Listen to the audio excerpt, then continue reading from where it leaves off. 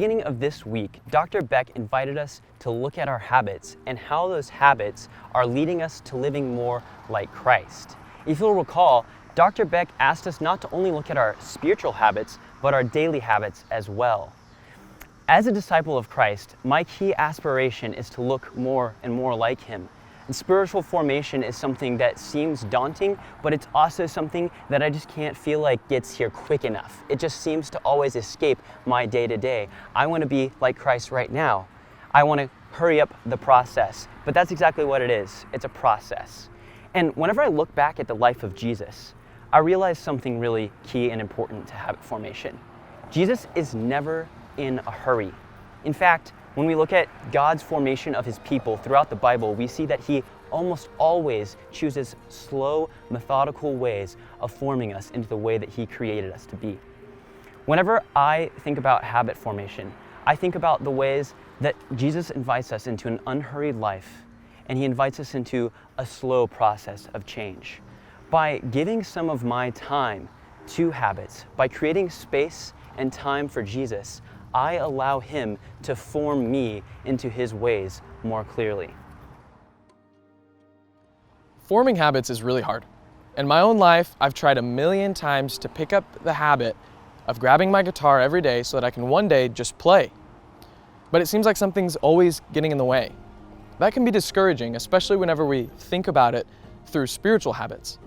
But one thing that always encourages me is that I know when I follow the ways of Jesus, it makes me a better husband, a better coworker, a better friend, and many more things. And another thing that encourages me as well is knowing that Jesus' promises are always true, which doesn't mean that whenever we follow the way of Jesus, we've got an insurance policy against bad things happening to us. It just means that we're invited into a life right now that is so beautiful, so full of joy, that makes us more loving and more peaceful. And I'm encouraged by that, knowing that as I develop those habits, I'm being shaped more into the image of Christ. One habit that I wanted to share with y'all and encourage you in is that for a long time, I struggled with pride, and a habit that I was able to form that has really opened my eyes to what God is inviting me into is praying on my knees every night before bed.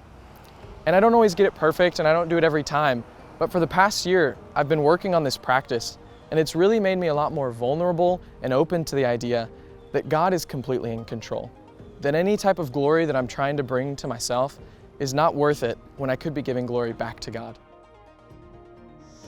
One practical tool that I've used in my life for formation of habits is something called habit stacking. It's the process of taking one strong habit and solidifying it into your everyday life and using it as a building block to put other habits on top.